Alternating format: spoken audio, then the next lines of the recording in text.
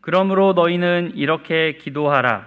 하늘에 계신 우리 아버지여, 이름이 거룩히 여김을 받으시오며 나라가 임하시오며 뜻이 하늘에서 이루어진 것 같이 땅에서도 이루어지이다. 오늘 우리에게 일용할 양식을 주시옵고 우리가 우리에게 죄 지은 자를 사하여 준 것 같이 우리 죄를 사하여 주시옵고 우리를 시험에 들게 하지 마시옵고 다만 악에서 구하시옵소서. 나라와 권세와 영광이 아버지께 영원히 있사옵나이다. 아멘. 오늘은 주기도 문강의 8번째 시간, 우리 죄를 사하여 주옵소서라는 제목으로 말씀을 전하겠습니다.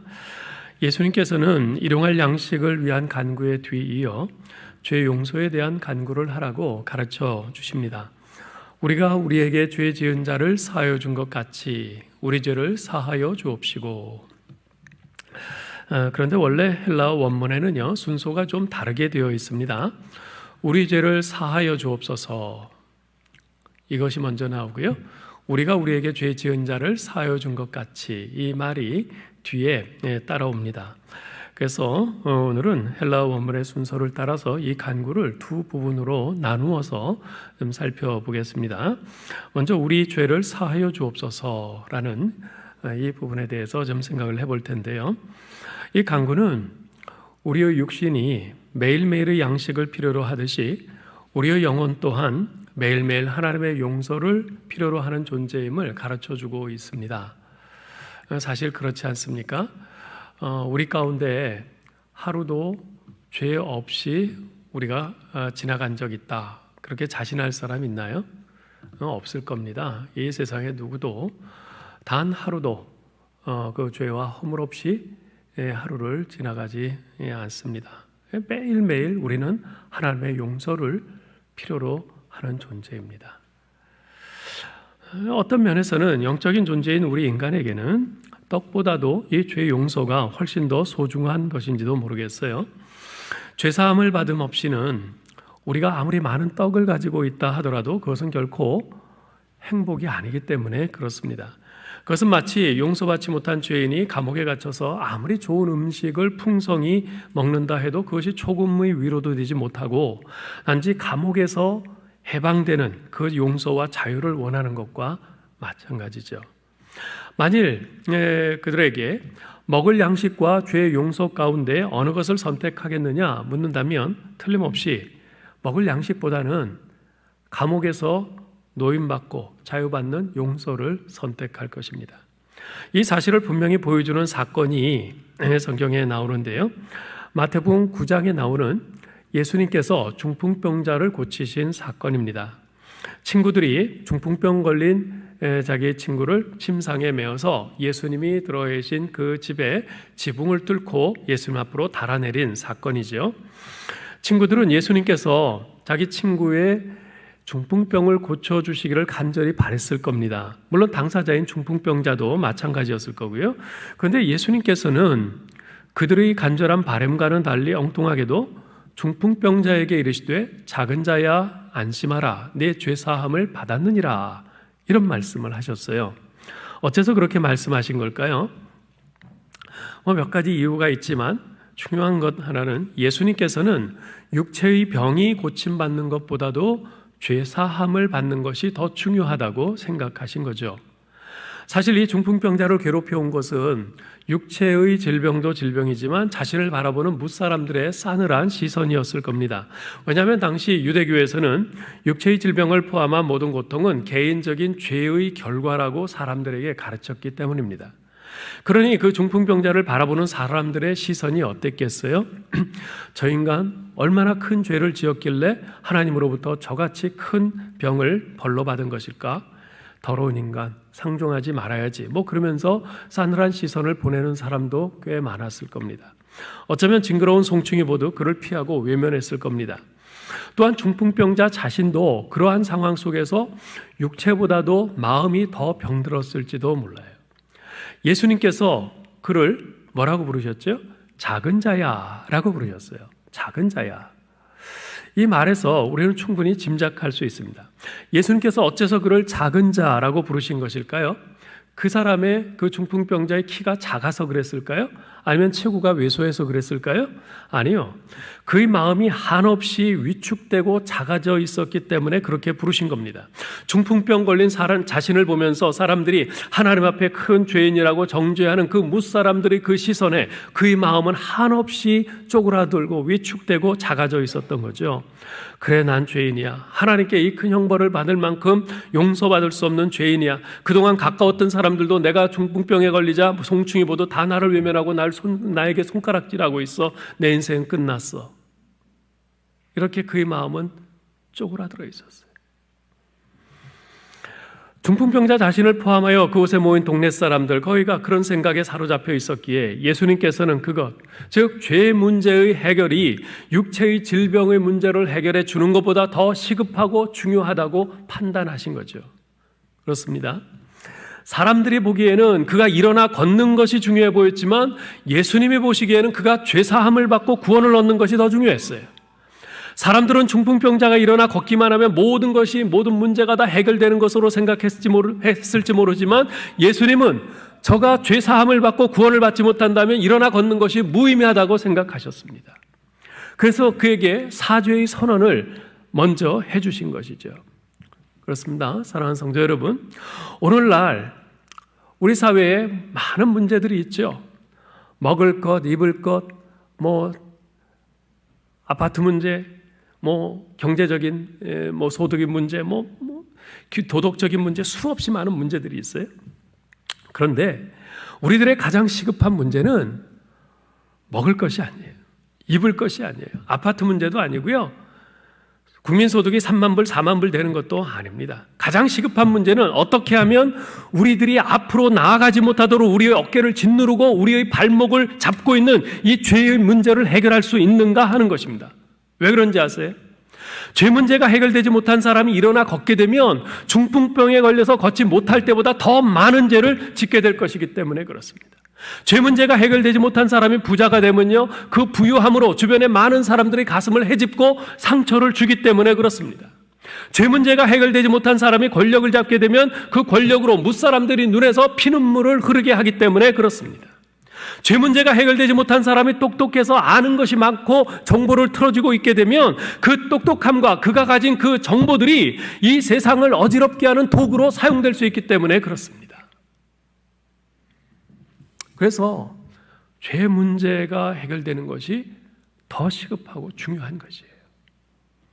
자, 그러면 죄 문제를 어떻게 해결할 수 있습니까? 죄 문제를 해결하는 길은요, 두 가지가 있어요. 하나는 죄의 값을 치르는 것이고요, 다른 하나는 용서받는 것입니다. 과속으로 운전하다가 경찰에게 걸렸을 때 두 가지 해결책이 있습니다. 하나는 그 과속 티켓을 받고 벌금을 내는 것이고요, 다른 하나는 그냥 경고만 받고 다음부터는 그러지 마세요 하고 용서받는 것입니다. 둘 다 문제가 해결됐다고 볼 수는 있어요. 그런데 티켓을 받고 벌금을 내는 것은 사실 진정한 해결책은 못 됩니다. 왜 그런지 아세요? 벌점이 따라오거든요. 기록이 남아요. 그래서 다음에 또 비슷한 잘못을 저지르면 그때 더 가중처벌을 받을 수 있어요. 그러나 그냥 경고만 받고 용서받는 것이 아주 깨끗하고 완전한 해결책이죠. 죄 문제의 해결도 마찬가지입니다.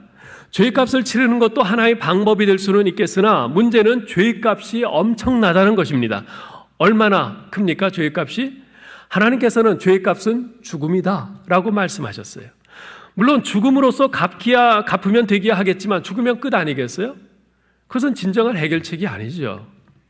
그렇다면 죽지 않고 해결할 수 있는 방법을 찾아야 됩니다. 그것이 뭡니까? 바로 용서입니다. 우리 인생의 재판장이신 하나님께서 용서해 주시면 됩니다. 그렇습니다. 죄는요, 오직 용서로만 해결될 수 있습니다.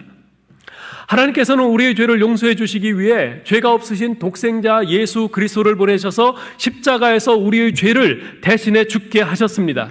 그러므로 우리는 내 죄를 대신해서 십자가에서 죽으신 예수 그리스도의 공로를 믿고 의지하여 하나님께 죄의 용서를 간구해야 합니다. 아버지여, 내 죄를 사하여 주옵소서 기도해야 합니다.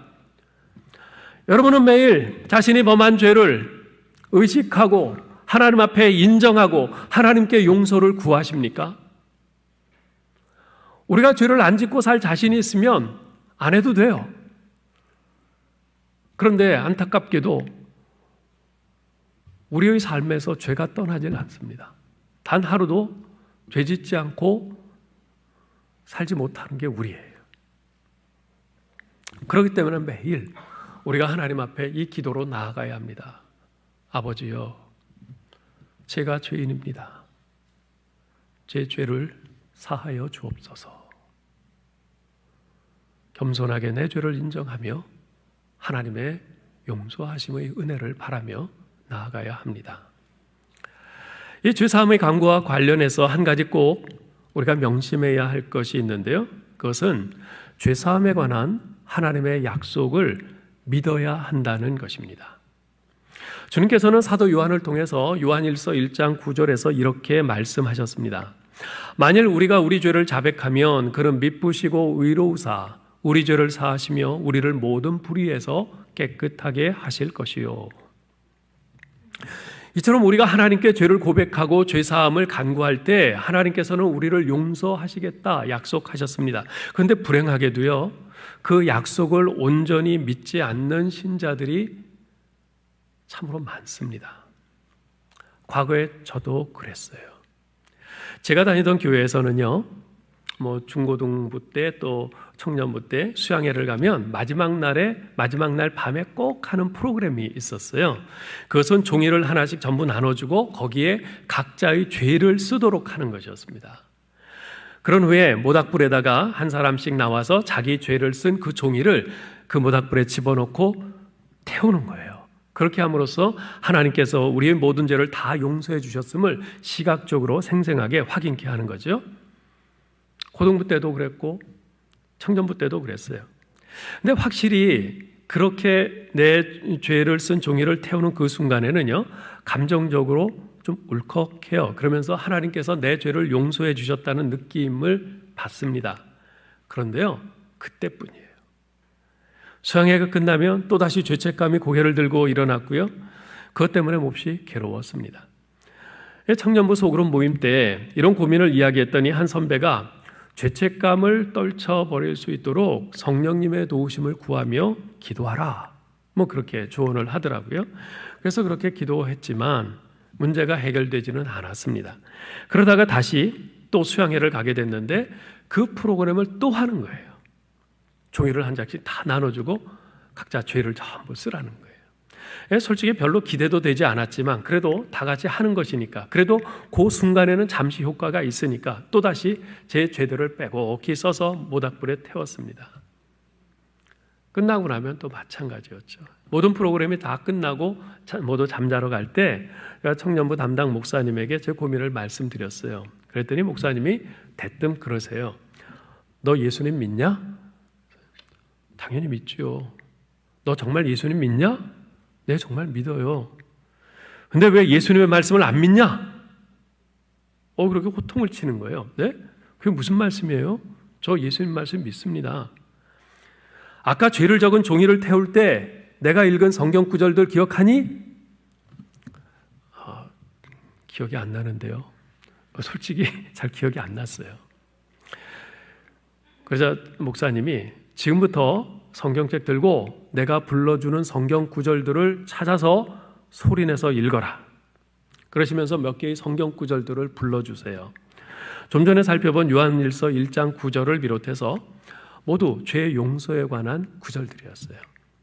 목사님이 불러주는 대로 찾아서 소리내서 읽는데 마지막으로 불러주신 구절이 뭐냐면 이사야서 43장 25절이었어요. 나하고 나는 나를 위하여 내 허물을 도말하는 자니 내 죄를 기억하지 아니하리라. 제가 읽기를 마치자 목사님이 그러세요. 주님이 뭐라 그러셨어?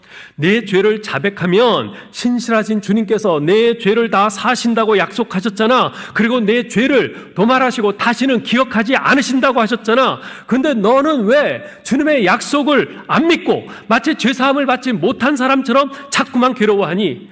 물론 지난날의 죄들이 계속 생각날 수 있어. 사탄은 자꾸만 과거의 죄를 들춰서 그걸 가지고 우리를 넘어뜨리려고 갈구니까. 그러나 그때마다 이 성경 구절들을 들이내면서 단호히 외쳐야 돼. 사탄아 물러가라. 그 죄들은 더 이상 나와 상관이 없어. 주님께서 이미 다 용서하셨고 주님은 다 잊으셨어. 예수 그리스도의 십자가에 그 죄들은 다 못 박혔어. 이제 더 이상 그 죄들을 이용해서 나에게 수작 부리지 마. 이 마지막 말은 그 목사님이 한 정확한 말이에요. 예? 더 이상 과거의 그 죄들을 끄집어내가지고, 십자가에 못 박힌 죄들을 끄집어내가지고 나한테 수작 부리지 마. 그러라고 그랬어요. 결국 관건은 하나님의 약속을 믿느냐 믿지 않느냐였습니다. 하나님을 믿는다는 것은 하나님의 말씀을 믿는다는 것입니다. 하나님의 약속을 믿는다는 것입니다. 하나님께서 우리를 용서하신다고 약속하셨으니 그대로 된 줄 믿는 것입니다. 하나님께서 우리를 용서하시겠다고 약속하셨는데 그 말씀을 믿지 않고 자꾸만 감정에 휘둘려서 하나님의 용서를 받아들이지 않으면 그것은 하나님의 신실하심을 모독하는 것입니다. 그러므로 예수 그리스도의 십자가의 공로를 의지해서 주님, 우리의 죄를 사하여 주옵소서라고 믿음으로 기도했다면 하나님께서 약속대로 내 모든 죄를 용서해 주셨음을 반드시 믿고 받아들여야 합니다. 아멘? 예. 그렇게 하시기 바랍니다. 사탄에게 더 이상 수작 부리지 마. 그래서요. 네. 자, 두 번째로 우리가 살펴볼 것은 우리가 우리에게 죄 지은 자를 사하여 준 것 같이라는 이 부분입니다. 매일매일 크고 작은 죄와 허물들을 범하며 살아가는 우리들이기에 우리의 죄를 사하여 주옵소서라는 기도는요, 반드시 필요하고 또한 감사한 기도입니다. 이 죄들을 통해서 우리를 용서하시는 하나님의 은혜를 다시금 확인할 수 있게 되고요, 그러한 사죄의 확신으로 우리를 무겁게 짓누르고 있던 그 죄의 짐을 떨쳐버릴 수 있기 때문에 그렇습니다. 그러니 얼마나 감사한 기도입니까? 그럼에도 불구하고 주기도문에 바로 이 죄 용서에 대한 간구는 이 기도문을 가지고 기도하는 우리의 마음을 몹시 거북하게 만듭니다. 특히 설교해야 하는 저 같은 목사는 더더욱 회피하고 싶은 말씀이기도 합니다. 왜냐하면 우리가 잘 못하고 있는, 아니 잘 안 하고 있는 부분을 여지없이 드러내고 있기 때문에 그렇습니다. 그것은 바로 우리의 죄를 사하여 주옵소서라는 간구에 들러붙어 있는 우리가 우리에게 죄 지은 자를 사하여 준 것 같이라는 바로 이 부분이죠. 지금으로부터 약 1700년 전 초대교회 당시 황금의 입이라는 별명을 가지고 있던 아주 탁월한 설교자가 있었습니다. 그분은 크리소스톰이라는 교부인데요. 그분이 목회하던 그 교회 신자들은 주님 이 주기도문을 암송하다가 바로 이 부분에 이르러서는 입을 다물고 가만히 있을 때가 종종 있었다고 그래요. 왜냐하면 그들은 양심의 가책을 느꼈기 때문입니다. 하나님으로부터 엄청난 긍휼을 받고 죄의 용서함을 받았음에도 불구하고 형제를 용서하지 못하고 있다는 사실이 너무나 가슴이 아파서 이 부분에 이르러서 입을 다물 수밖에 없었던 거죠. 여러분, 보물섬이라는 그 명작 소설이 있습니다. 그것을 쓴 사람은 스코틀랜드의 작가 로버트 스티븐슨이라는 분인데요. 이분 참 독실한 신자예요. 가족들과 어느 날 가정 예배를 드리다가 갑자기 벌떡 일어나서 문을 박차고 나가는 거예요. 아내가 깜짝 놀라서 따라가서 남편을 붙들고 왜 그래요 여보 묻자 스티븐슨이 이런 말을 합니다. 오늘은 내가 하나님께 내 죄를 용서해달라고 이 주기도문으로 기도드리기가 너무나 괴롭고 마음이 편치가 않소. 정작 내 자신은 다른 사람의 죄를 용서하고 있지 않기 때문이요. 적어도 이 크리스토스톰이 목회하고 있던 그 교회의 성도들이나 이 로버트 스티븐스는 양심적이라는 생각이 듭니다. 그들에 비하면 오늘날 우리는 이 기도를 너무 쉽게 하고 있지 않나 하는 생각이 들어요. 저나 여러분이나 다른 사람을 용서하지 않는 사례들이 비일비재하면서도 주일마다 또는 수시로 아무렇지 않게 하나님 앞에 이 기도를 유창하게 암송하고 있습니다. 그저 앵무새처럼 좔좔좔 암송하는 거죠. 자, 그러면 주님께서 가르쳐 주신 이 죄 사함의 기도에 우리가 곤혹스러워하는 까닭이 무엇입니까? 그것은 우리가 우리에게 죄 지은 자를 사하여 준 것 같이라는 부분을 하나님의 용서를 받기 위한 조건으로 보아야 하는가, 아니면 하나님께 용서받은 결과로 보아야 하는가라는 문제 때문입니다. 즉, 우리가 먼저 용서했기 때문에 하나님께서 우리를 용서하시는 것인가, 아니면 하나님께 용서받았기 때문에 다른 일을 용서하는 것인가 하는 거죠. 여러분, 우리가 분명히 알아야 할 것은 용서의 유일한 조건은요, 예수 그리스도의 완전한 순종이라는 사실입니다. 우리가 남을 용서해야만 하나님의 용서를 받을 수 있는 것이 아닙니다.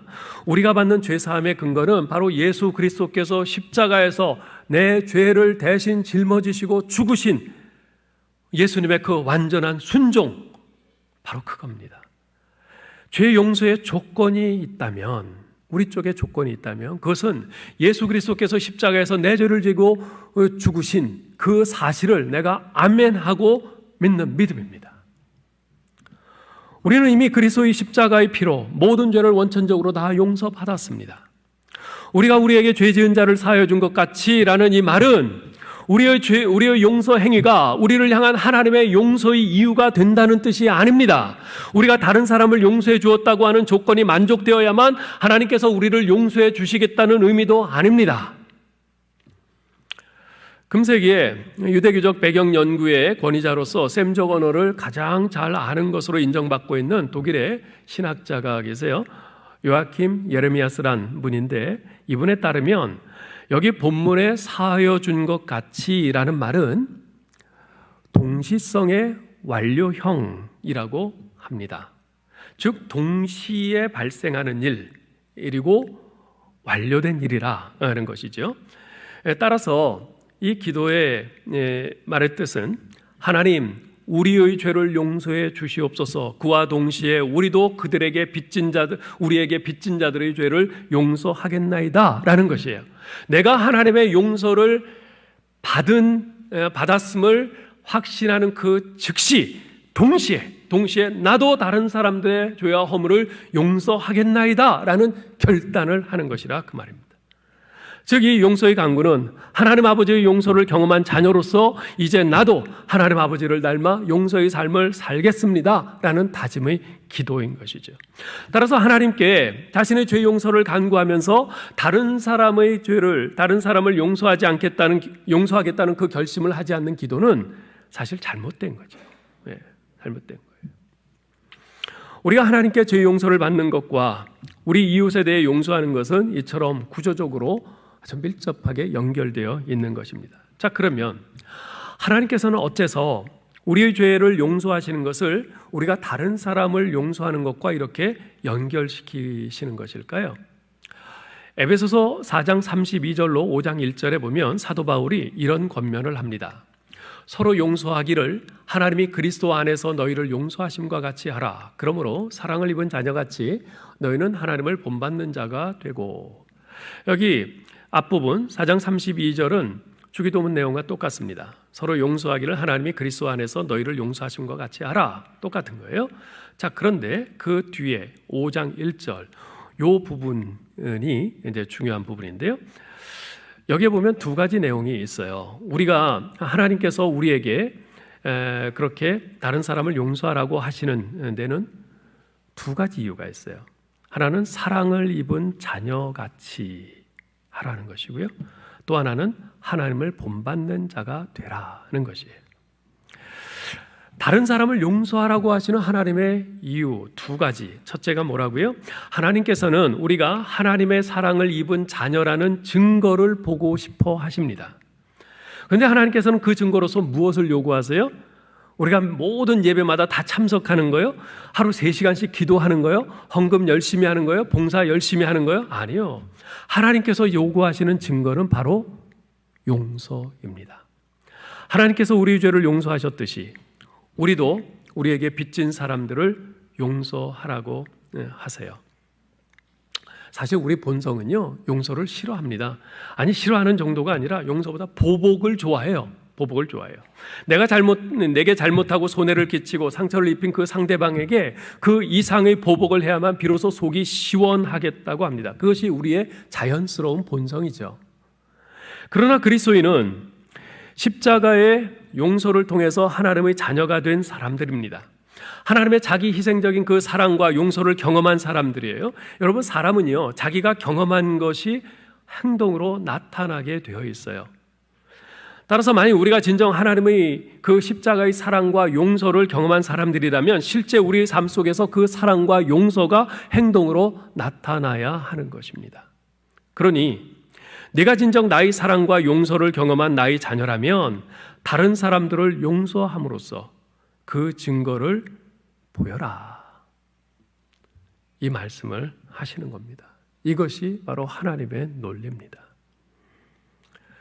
둘째로, 하나님께서 왜 하나님이 우리를 용서하시는 것과 우리가 다른 사람 용서하는 것을 연결시키는가? 둘째 이유는 하나님께서는 우리가 하나님을 본받는 자가 되기를 원하십니다. 이것이 자녀된 우리를 향한 하나님의 최고의 소원이에요. 자, 그런데 우리가 하나님을 닮는다고 할 때 하나님의 무엇을 닮아야 하나님을 닮은 자녀란 말을 듣겠습니까? 하나님의 전능하신 능력이요? 하나님의 영원함이요? 하나님의 무한하신 선하심이요? 하나님의 측량할 수 없는 지혜요? 아니요. 우리는 그런 것들을 닮을 수가 없습니다. 불가능합니다. 그런데 하나님께서 우리에게 닮으라고 하시는 것이 있어요. 하나님께서 나를 용서하셨듯이 나도 다른 사람을 용서하는 것. 이것이야말로 우리가 하나님을 닮았다는 가장 분명한 증거가 되는 것입니다. 실제로 그렇죠. 정말 이건 도저히 내가 참을 수 없고 용납할 수 없는 정말 그런 억울한 일인데, 그런 일을 당했는데 누가 보더라도 그런데 참아요. 한마디 말도 않고 그냥 꾹 참아요. 게다가 심지어 정말 속에 배알이 없는 사람 같이 그렇게 자기 일을 그렇게 억울하게 하고 그렇게 상처를 준 그 사람에게 또 잘해요. 예? 저 사람 뭐야? 도대체 어떻게 저렇게 해? 바보야? 도대체 어떻게 저러는 거야? 어떻게 저걸 참지? 아니, 참을 수는 있다 하더라도 어떻게 저렇게 그 자기에게 그렇게 억울하게 하고 상처를 준 사람에게 가서 저렇게 또 잘하는 거지? 도대체 뭐야? 그러면서 우리를 주목해 볼 겁니다. 근데 자세히 살펴보니까 교회를 다녀요. 교회 다니네? 예수 믿는다는 거잖아. 그래서 그런가? 바로 이겁니다.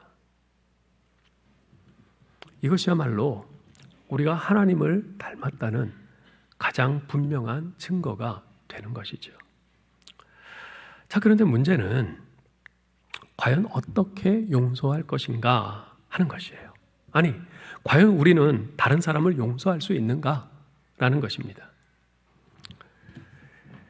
우리가 다 경험해봐서 알지만 이 용서가 얼마나 어려워요. 얼마나 어려워요. 할 수 있는 듯 하다가 안 되잖아요. 어떤 사람은 용서하고 잊어. 그렇게 말을 합니다. 근데 그것이 과연 가능합니까? 마음으로 용서했음에도 불구하고 잊혀지지 않아서 괴로운 것 아닌가요? 잊을 수 있는 일이라면 사실 용서가 필요하지도 않죠. 대부분의 상처는요, 괜찮아지는 것 같다가 계속 아프게 욱신거려요. 그래서 잊지 못합니다. 그걸 들여다볼 때마다 계속 아파와요. 용서는 내가 더 이상 아프지 않다는 것이 아니에요. 용서는 내 상처가 완전히 치유되었다는 뜻이 아닙니다. 용서는 내가 그 일을 잊었다는 뜻도 아닙니다. 심지어 나에게 상처를 준 상대방은 여전히 자기의 잘못을 뉘우치지도 않고 인정하지 않을 수도 있어요. 뻔뻔하게 계속 고개를 들고 다닐 수도 있어요. 그럼에도 불구하고 용서는 그 모든 것에도 불구하고 그 상대방에 대한 원한 때문에 한 번뿐인 나의 소중한 인생과 관계를 더 이상 망치지 않기로 선택하는 것입니다. 코리 텐 붐이란 여자분은 네덜란드의 아주 유명한 부흥사예요. 과거 제2차 세계대전 때 그녀와 가족들은 유대인을 집에 숨겨주었다는 죄목으로 체포되어서 독일의 라스부르크 수용소에 수용되어서 온갖 학대를 받았습니다. 전쟁이 끝난 후에 코리 텐 붐 여사는 자기를 그렇게 괴롭혔던 그 독일 사람들에게 용서의 복음을 전하는 것이 하나님의 뜻이라는 것을 알게 됐어요. 그래서 그렇게 결심을 하고 독일에 가서 가는 곳마다 그 용서와 화해의 복음을 선포합니다. 성령께서 역사하셨어요. 그래서 예배가 끝나면 많은 사람들이 예코리텐범 여사를 찾아와서 손을 잡고 눈물을 흘리면서 미안하다고 사과하기도 하고 그녀를 통해서 역사하시는 우리 하나님의 놀라운 사랑에 대해서 감사를 드렸습니다. 어느 날 독일의 어느 지역에서 이 집회를 마친 후에 많은 사람들이 줄을 지어서 한 사람씩 예코리텐범 여사와 악수를 하고 또 손에 입 맞추고 허그를 하는 등 뭐 이러면서 이 여사를 통해서 나타난 하나님의 그 크신 사랑 앞에 감사를 표하는데 문득 예코리텐범 여사 앞에 한 남성이 다가와서 손을 내밀었어요. 누군가 하고 얼굴을 보는 순간 예코리텐범 여사는 심장이 멎는 것 같았어요. 온몸이 얼어붙고 말았습니다. 그러면서 팔다리가 막 부들부들 떨려와요. 자기 앞에 선 그 남자는 포로 수용소에서 예코리텐범 여사의 그 옷을 벗기고 채찍질을 하고 침을 뱉고 온갖 학대를 가하던 사람이었어요. 예코리텐범 여사의 언니는 그 남자 간수의 손에 많은 고문을 당하고 죽었죠. 그 남자의 얼굴을 보는 순간 그동안 잊고 있었던 정말 그 수용소에서 받았던 온갖 그 학대와 조롱과 고통을 그것이 막 떠오르는 거예요.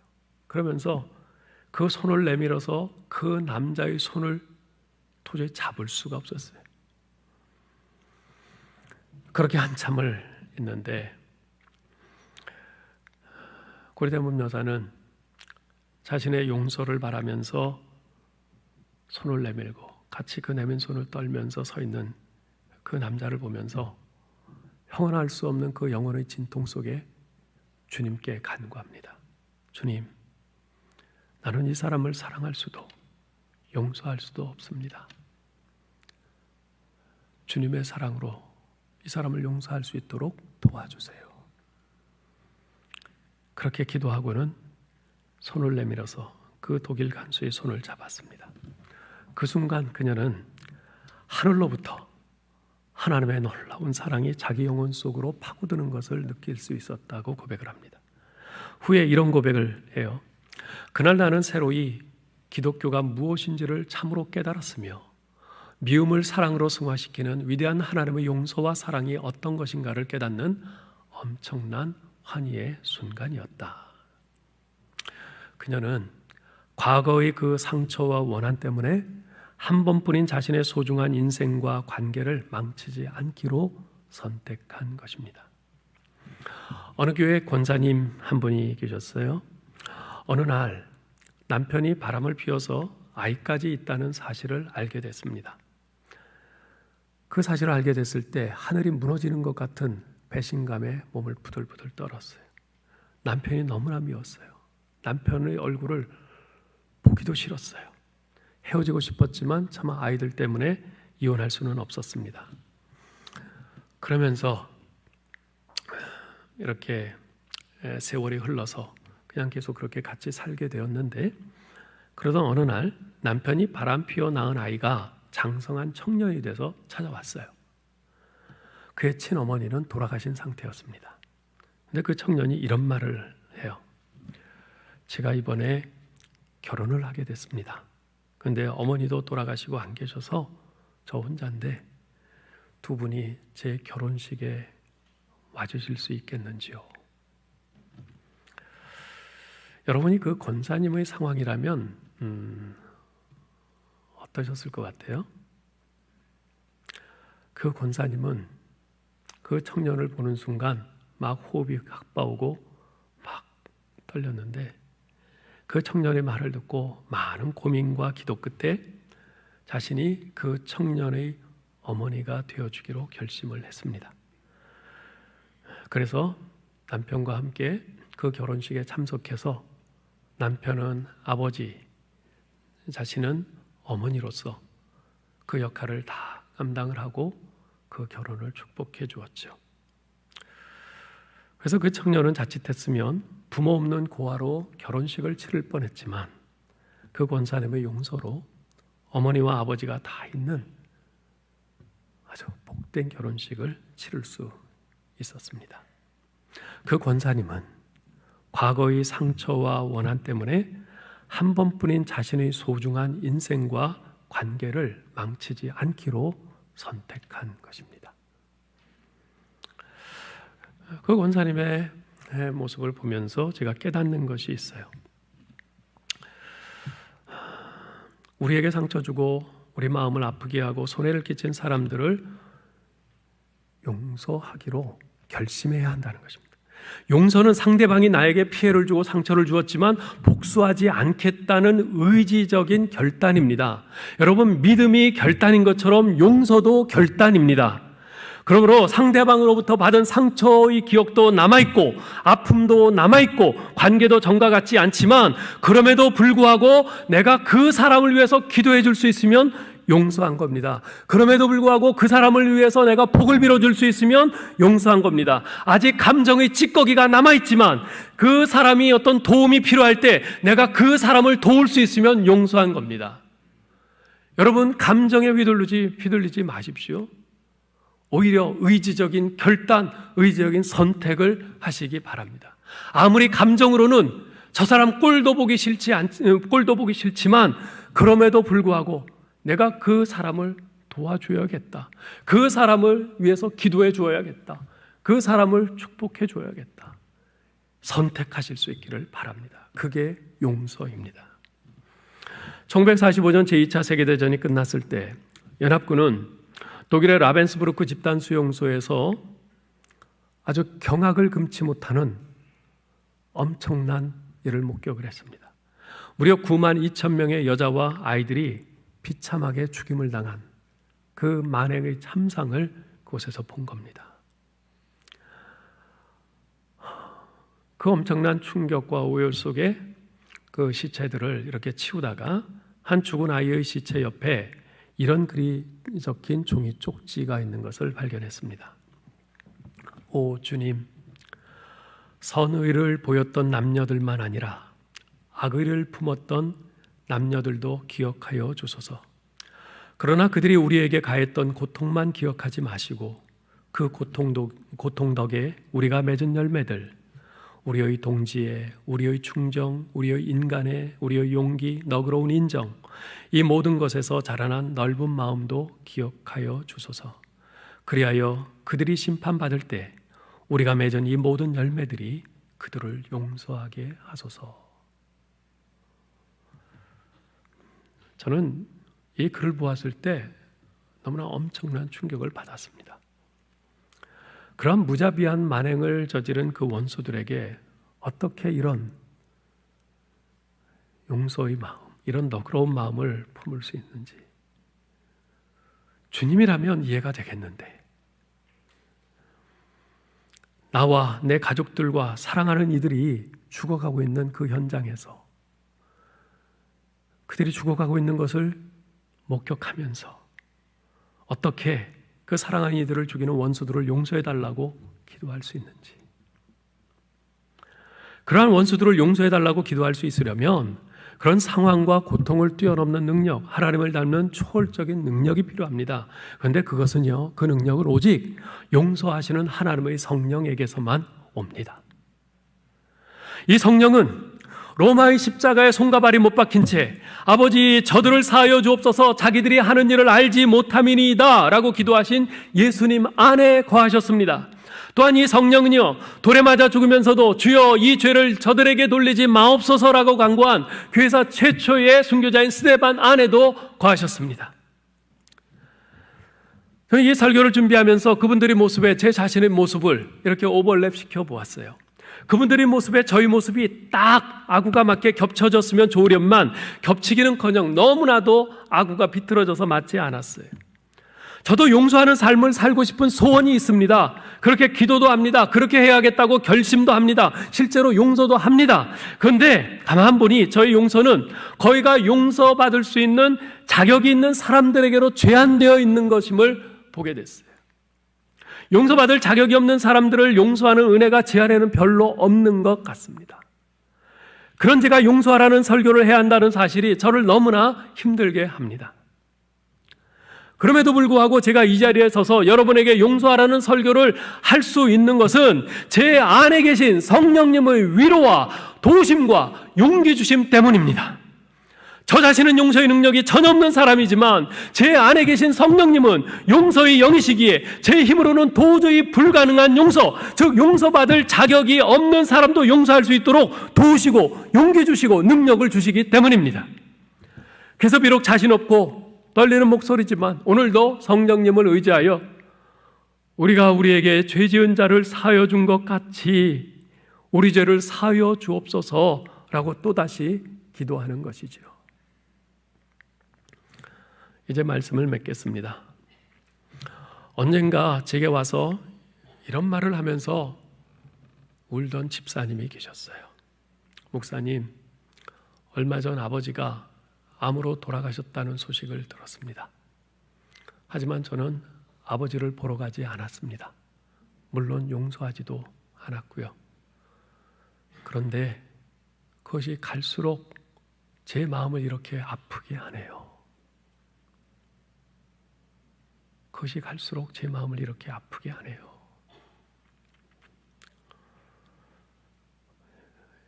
용서하지 않으면 그 당시에는 잠시 시원할 수 있어요.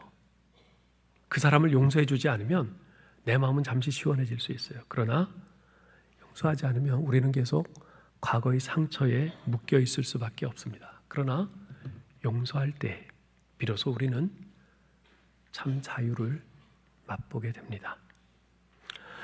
용서하지 않는 사람은 자신이 건너갈 다리를 끊어버리는 사람과도 같다는 말이 있습니다.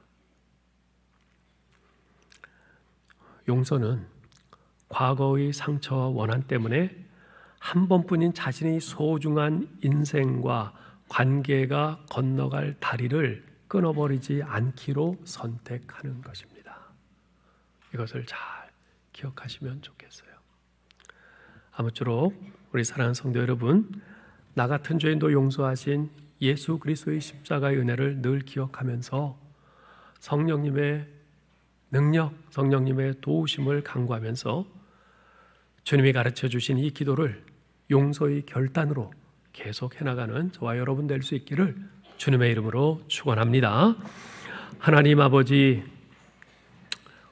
우리가 우리에게 죄 지은 자를 사하여 준 것 같이 우리 죄를 사하여 주옵소서라는 이 기도를 과연 언제쯤이면 거북하지 않게, 주저하지 않고서, 머뭇거리지 않고서 힘있게 할 수 있을까요? 도무지 용서할 줄 모르는 저희 자신의 이 어리석고 완악한 사랑 없는 모습을 생각해 볼 때 너무나도 요원하게만 생각됩니다. 그러나 하나님께서 우리에게 예수 그리스도의 십자가의 용서를 경험케 하셨습니다.